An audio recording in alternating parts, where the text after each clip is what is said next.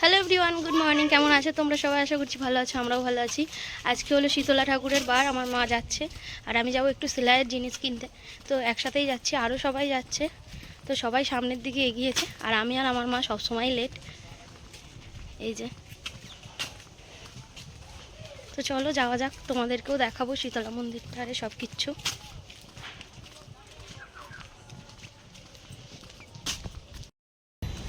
না কি বলবো, হাই দিতে যাচ্ছি, হাই বাগড়ায় যাচ্ছি শীতলা মাছ দর্শন করতে। আপনারা যদি চাইেন তাহলে আসতে পারেন। চাইনিজ নতুন মডেল, চাইনিজ কথা, চাইনিজ। ওদিকে সবাই সন্দেশ কিনছে আর আমি আর জোনাকি এখানে বসে আছি, সবাই দোকানে। হাই করে দাও। জোনাকি আর আমি কিছুটা এক ম্যাচিং ম্যাচিং। ওই যে মিষ্টি দোকানে মিষ্টি কিনতে গেছে সবাই।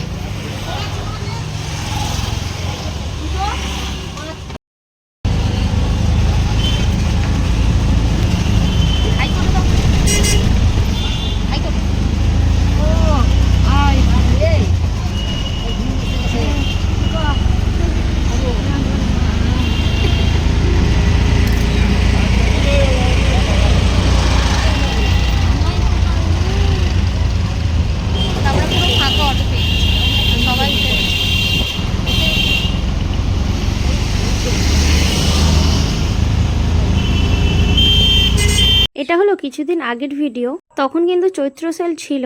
এখানে আমরা তো গাড়ি থেকে নেমে গিয়েছিলাম আর চৈত্র সেলও তখন ছিল, ওই জন্য তো এখানে প্রচণ্ড পরিমাণে ভিড়ও ছিল।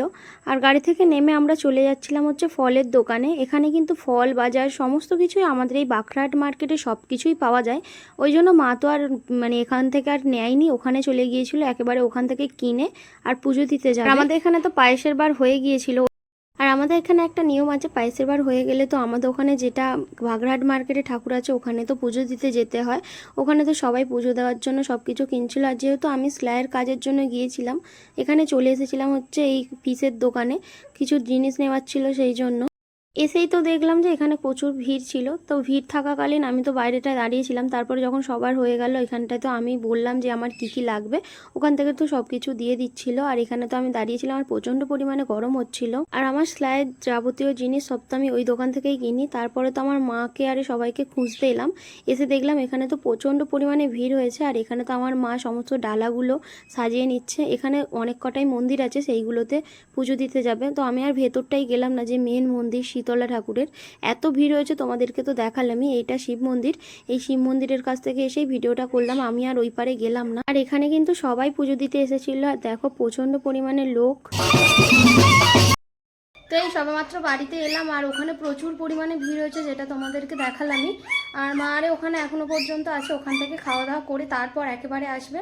আর এখন 12:30 বেজে পার হয়ে গেছে। আর আমিও যেহেতু পড়াবো ওই জন্য চলে এলাম, একটু রেস্ট নেব, তারপর পড়াতে বসবো।